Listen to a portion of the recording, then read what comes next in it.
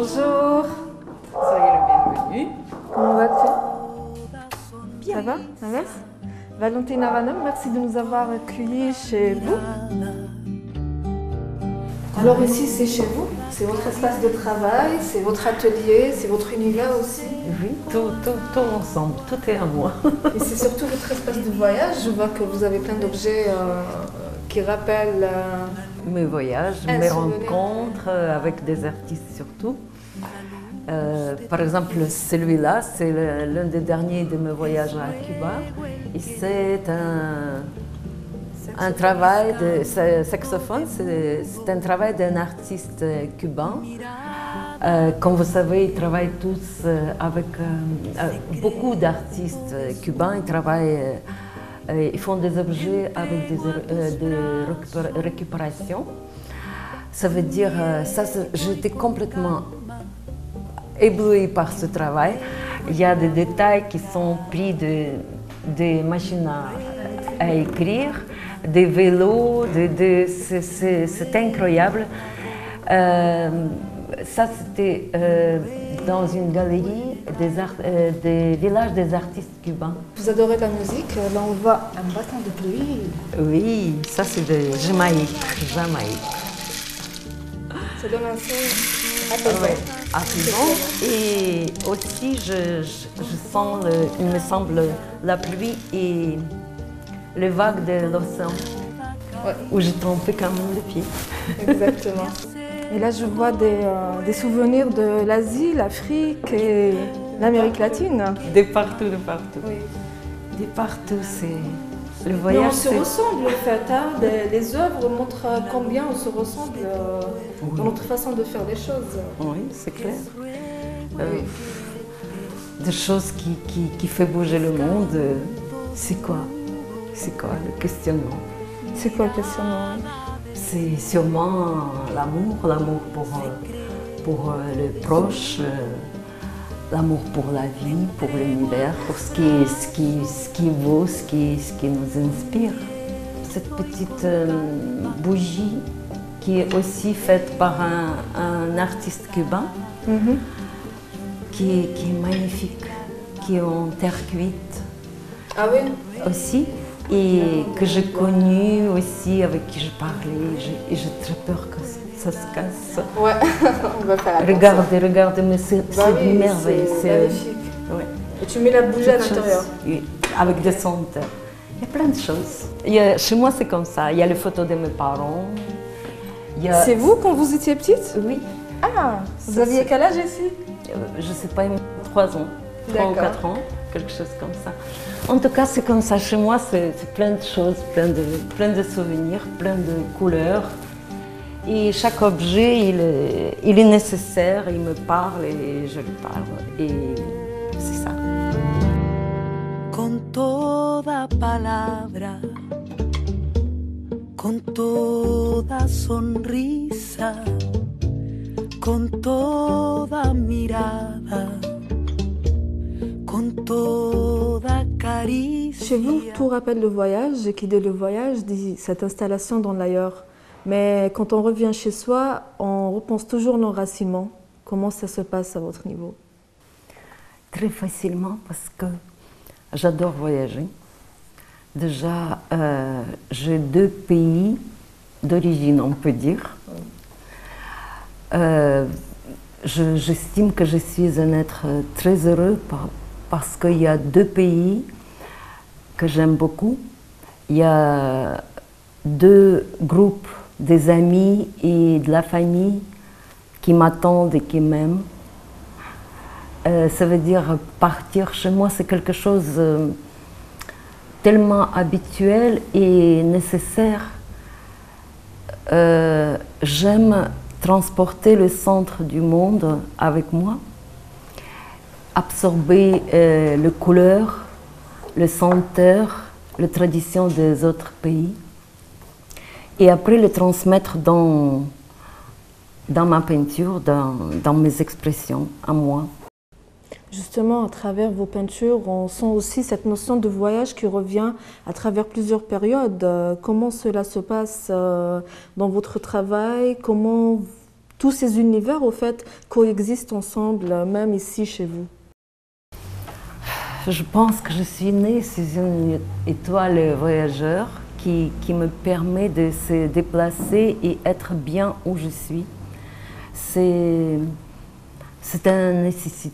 une nécessité et j'adore ça, j'adore bouger surtout. J'aime pas stagner, j'aime pas rester à un seul endroit longtemps. C'est ça ce qui me donne peut-être la force de continuer, de chercher toujours autre chose, d'autres expressions, toujours voir surtout ce qui se passe ailleurs dans le domaine de l'art. Où j'y vais, il faut absolument que je vois les artistes, je vois leur travail, je sens comment qu'ils vivent, comment ils transmettent leurs sensations, leur environnement. C'est quelque chose de très intéressant, très intense pour moi.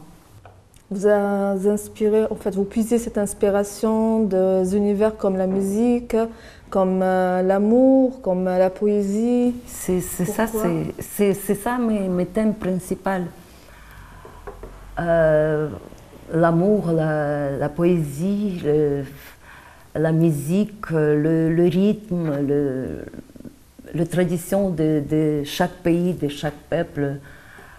C'est ça ma source d'inspiration. Et il y avait la période où, pendant peut-être vingtaine d'années, je travaillais sur les années folles, sur cette période que le monde a connue, le grand explosion de nouvelles tendances, de nouvelles idées. C'était le monde, il avait besoin de ce changement radical pour construire quelque chose de nouveau. On dit que dans la destruction, il y a aussi une construction. Dans cela, il y a beaucoup de force. Parfois, dans quelque chose qui est dit et qui redit, qui répand, qui est rechanté, il faut chercher à casser pour se renouveler autrement et faire de nouveaux points. Et cette période, il m'a tellement inspirée que je travaillais pendant une vingtaine d'années sur ça. Et après, bien sûr, il y a autre chose qui me touche, tous mes voyages, tous mes amis, mes rencontres, Algérie, beaucoup, le Sud. Ouais. Et c'est de ça que je puise toutes mes forces pour dire ce que j'ai envie de dire. Vous avez choisi de nous recevoir chez vous? Oui. Quelle définition vous donnez à une maison d'artiste? C'est quoi une maison d'artiste? Comment on se sent? Maison d'artiste, c'est quelque chose d'abord très coloré, avec beaucoup de détails, beaucoup de désordre, beaucoup de choses qui rappellent des sensations, les voyages, des êtres. C'est pas facile de se retrouver dans les maisons, c'est pas facile de vivre avec un artiste parce que ça peut être très dérangeant pour le membre de la famille. Mais je pense que les miens, ils se sont habitués, je les ai habitués, ils veulent ou ils veulent pas, c'est comme ça. Je consacre beaucoup de temps pour mon travail. Et parfois, je m'enferme et j'oublie qu'il y a quelque chose autour. J'oublie parfois de préparer à manger, de faire des choses simples qu'on doit faire. Parce que mon univers, il me maîtrise parfois et je me perds dedans. Je pense que quand je suis dans mon atelier, quand je travaille, je n'ai plus de toit, je n'ai plus de murs. tout est ensemble, tout est avec moi, tout est pour moi. Et il y a toutes les sensations qui sont avec moi. Il y a mes amis qui peuvent être présents sans être présents. Le maître de la peinture, ils sont là. Il y a la musique. Il y a quelque chose, peut-être une autre dimension qui est avec moi parce que je ne ressens pas le temps. Je ne ressens plus quelque chose de simple qui est là, je sais pas, c'est comme ça, c'est des sensations extraordinaires. Et le temps, il n'existe pas pendant ce temps aussi. Alors s'il y a quelque chose sur le feu, ça brûle sûr. Voilà. Et je peux ne pas entendre ni téléphone, ni ce qui vient. C'est l'inspiration permanente. Peut-être c'est l'acte de voyage, c'est ça aussi, c'est l'inspiration. Vous avez choisi aussi donc de nous guider vers un autre espace d'inspiration qui est l'hôtel El Jazair. Oui, c'est après on va y aller à El Jazair et je vais vous raconter plein de choses qui me lient avec cet endroit. Et pourquoi? Parce que pendant la décennie noire, c'était le seul endroit où je pouvais exposer. Et comme le sauvetage et la bouée de sauvetage, c'était ma peinture pendant ce temps-là, ça veut dire que j'ai travaillé la journée entière. Et il fallait que je montre ce que je faisais. Et je pouvais exposer seulement à El Jazair. D'accord, donc on y va? Oui, La luz de tu cara, la luz de tu cuerpo, es ruego el quererte, es canto de mudo, mirada de ciego. Secreto desnudo, me entrego a tus brazos, con miedo y con calma, y un ruego en la boca, y un ruego en el alma, y un ruego en la boca, y un ruego en el alma.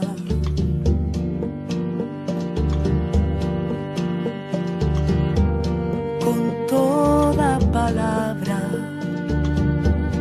con toda sonrisa, con toda mirada,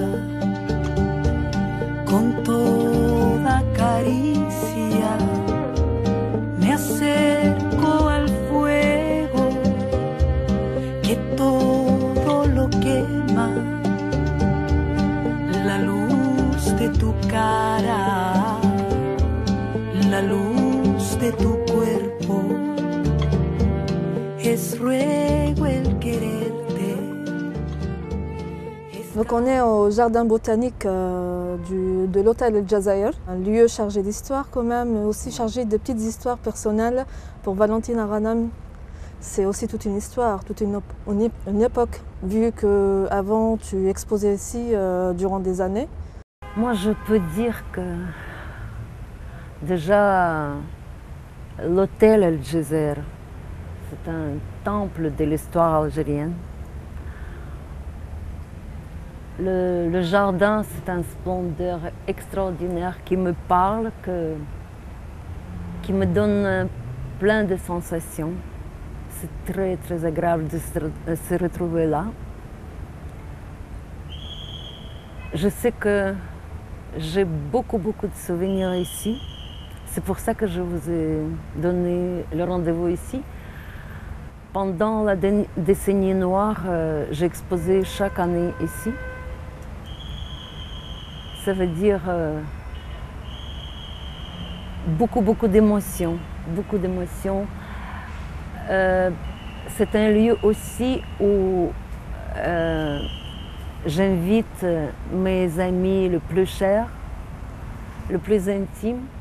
Je leur donne le rendez-vous à la terrasse de l'hôtel Saint-Georges où on peut se relaxer et je sais que j'ai passé de très très bons moments ici avec des amis, avec des journalistes, avec des amis intimes, sous la pluie, sous le vent, sous une belle journée de soleil. Beaucoup de souvenirs, vraiment. Et des expositions que je fais ici, c'était la période où le seul hôtel qui était sécurisé, c'était El Gezer. Ça veut dire je pouvais montrer mon travail ici sans crainte. Et pour montrer mon travail pendant la décennie noire, où mon travail c'était un sauvetage, vraiment un bouée de sauvetage.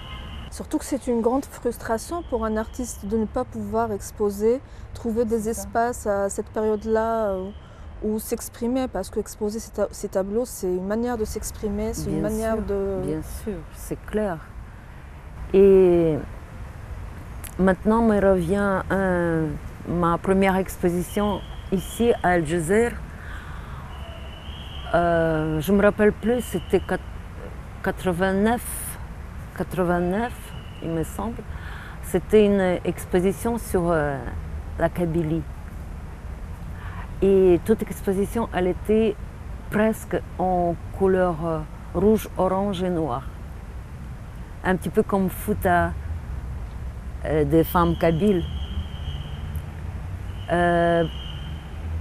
C'était ce qu'il fallait que j'exprime presque en urgence, parce que venir d'un pays nordique où ma palette elle était froide, je peignais beaucoup dans des... Le chaud c'était juste pour marquer quelque chose, mais la plupart de mes couleurs c'était la couleur bien froide. Et ici, quand j'ai vu la Kabylie qui m'a ébloui par ses couleurs, par ses splendeurs, par majestueux paysages, par les femmes aussi colorées, aussi fortes, grandes, joyeuses.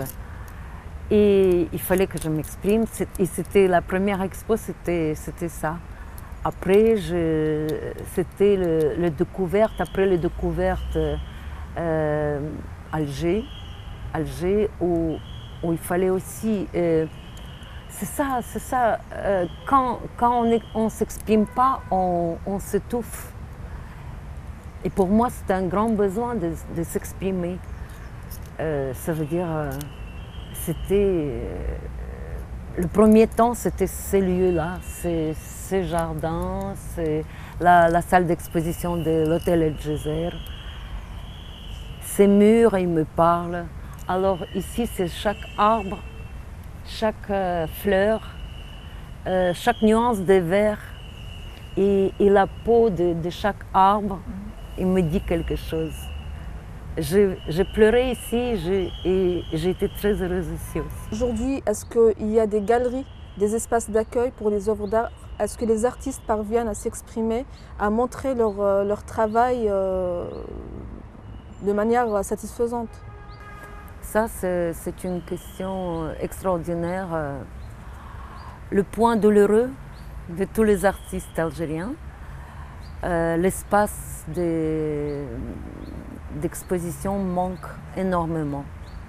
Il n'y a pratiquement pas de galeries en Algérie, tandis que à côté de chez nous, comme par exemple Maroc ou Tunisie, l'art est flamboyant, les artistes exposent, ils s'expriment, ils font des choses merveilleuses. Le monde entier les entend.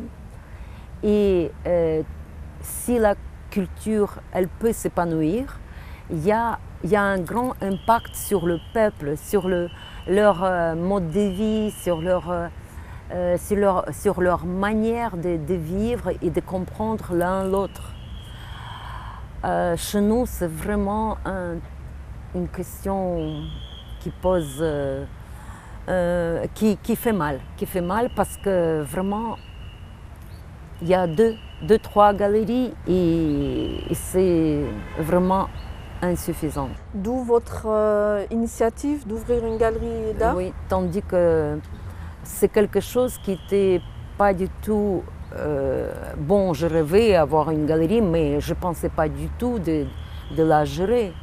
Parce que c'est un métier à part, un métier très complexe d'être galeriste, de défendre le travail de l'artiste, de promouvoir son œuvre, de le vendre et d'être vraiment avocat de l'artiste. C'est ça, c'est pas du tout mon métier. Mais comme il n'y avait pas où exposer, et vous avez vu chez moi, il y a une chambre complète où il y a le stockage de travail de 5 collections. Et je ne suis pas la seule. Je connais beaucoup d'artistes qui attendent quand ils peuvent montrer leur travail. Il y a ceux qui stagnent ou ceux qui arrêtent de travailler parce qu'il n'y a pas où s'exprimer. C'est quelque chose qui doit être vu, revu et réglé en urgence. Parce que surtout qu'il y a une nouvelle pléiade des artistes qui a hâte de montrer son travail, entendre le jugement et l'œil de l'autre, regard de l'autre, appréciation ou critique des autres. Et ça, c'est très très important pour chaque artiste. C'est pour cette raison que vous nous avez proposé votre galerie, donc la visite de votre galerie Sirius. Oui, Sirius qui vient de souffler sa première bougie. Une année. Qui a fait une année et qui a déjà 6 expositions dans ce parcours. Comme je dis, 1 an, mais elle marche déjà, la galerie. Ben, on y va. On y va, on va voir. Au Télémbi. Au Télémbi. On va y aller.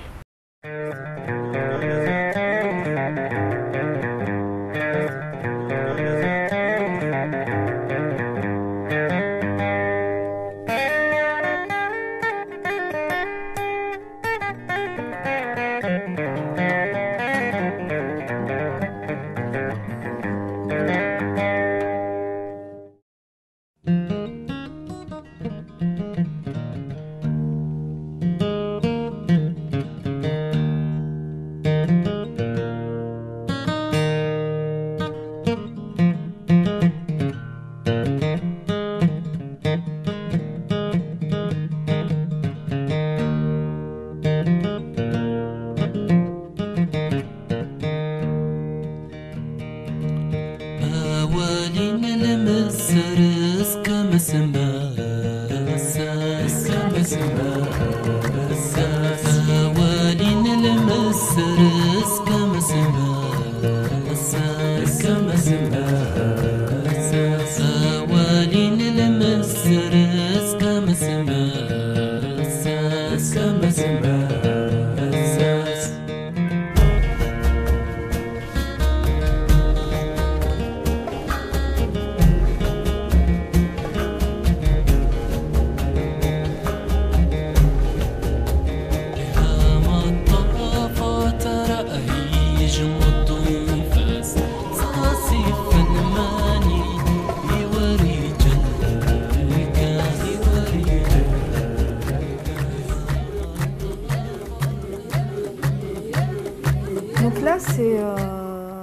votre dernière exposition intitulée Sirocco. Voilà, donc c'est une série de tableaux que vous avez réalisés à partir d'un travail au sud.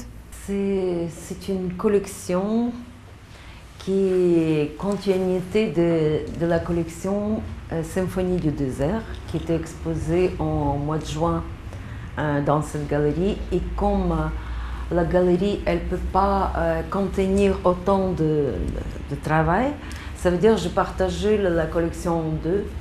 Et celle-là, elle est beaucoup travaillée en fusain.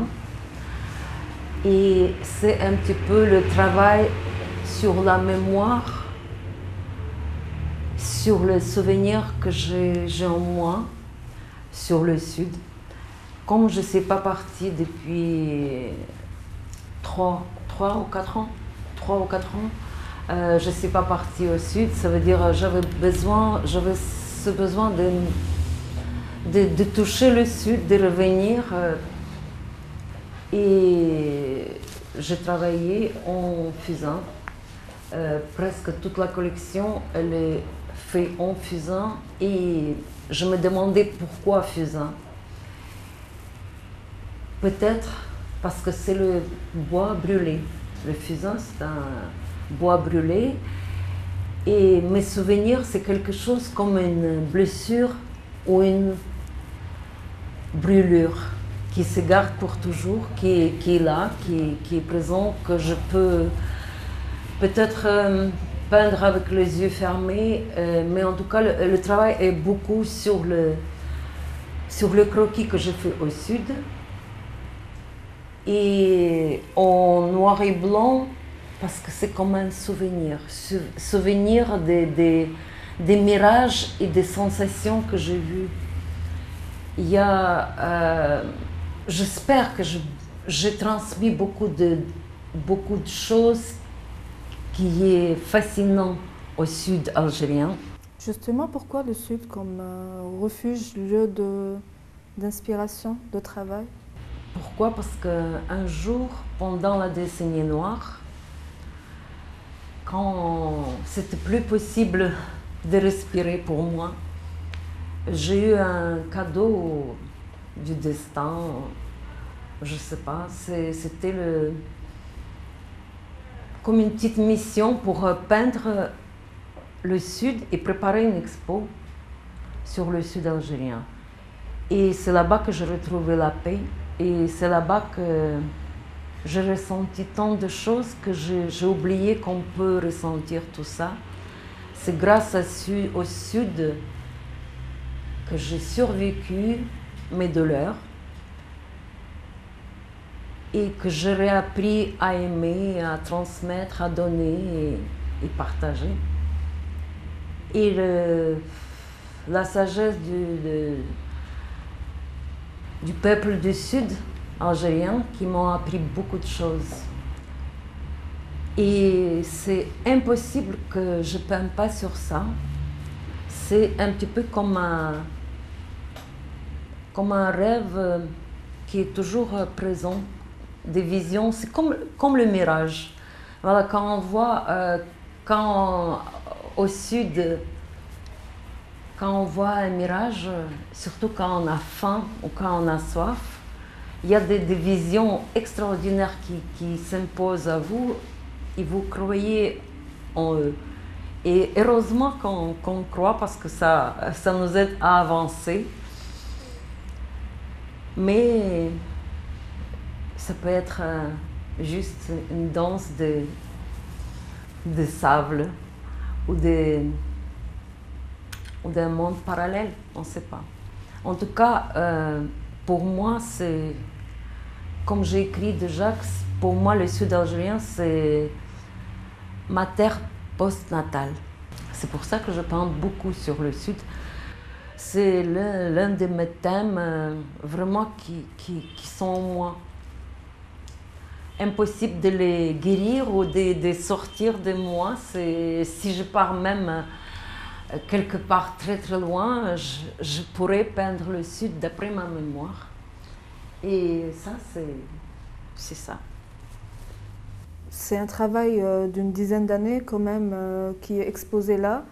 On en voit aussi des périodes, on sent aussi que c'est toujours dans la même démarche, c'est-à-dire passer d'une transition à une autre et d'une période à une autre. Le mouvement aussi de l'œuvre change, du trait plutôt change. Le souvenir, c'est un mouvement. Vous savez, c'est quelque chose qui... C'est comme une rivière. On ne peut pas savoir où elle peut s'enfuir, elle peut trouver un chemin comme ça. C'est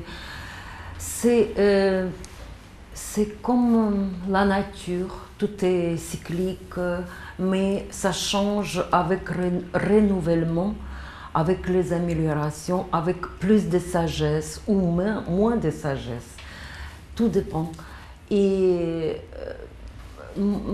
par exemple, ici, c'est le travail de 15 ans. Il y a de très grandes différences, même dans le traitement des thèmes, dans la manière de peindre. Chaque période peut durer 2-3 ans, 5 ans, et il est différent de celui qui va venir ou celui qui était. Mais je ne sais pas, c'est peut-être instinctif, peut-être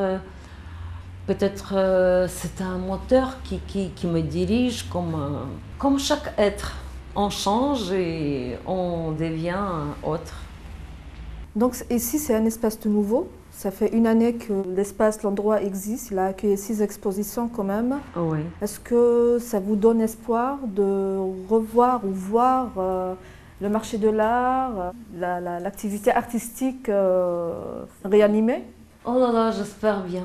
J'espère parce que on n'attend que des ouvertures et des améliorations et des sorties de travail des artistes algériens partout et à l'étranger et même mettre en scène ici. Et pourtant, il y a des endroits qui ne sont pas ouverts.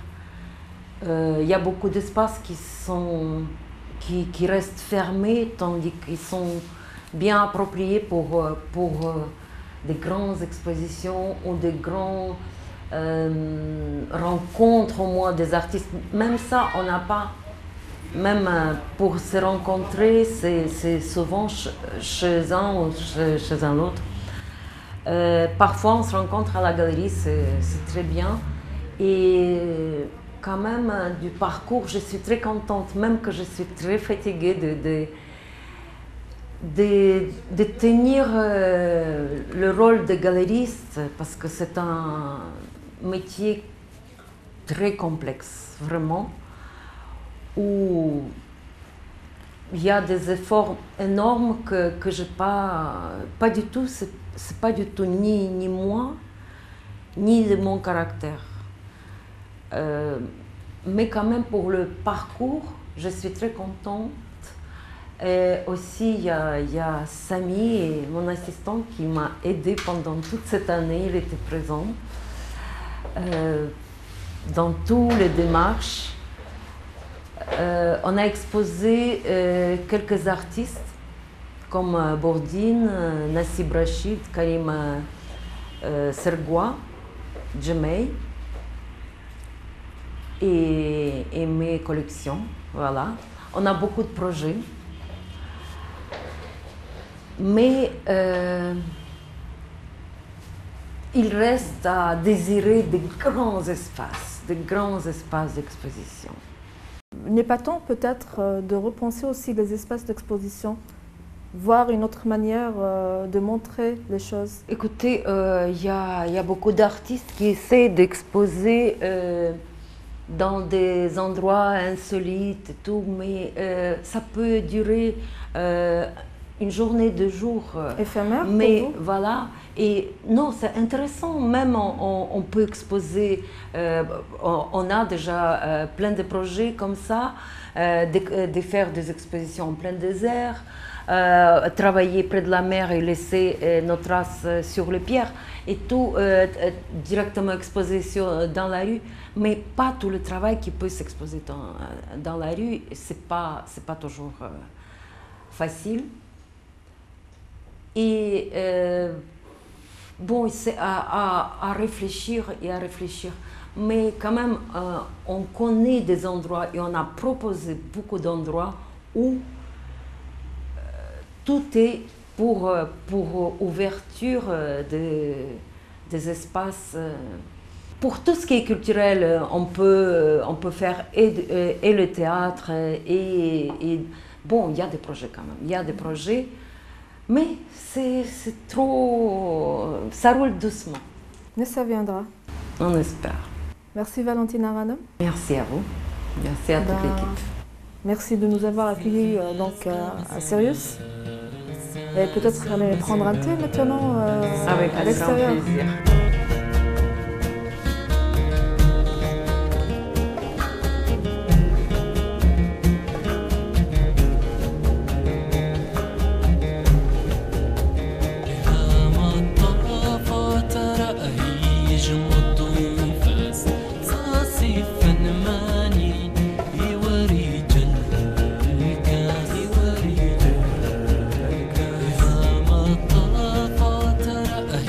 يجمدوا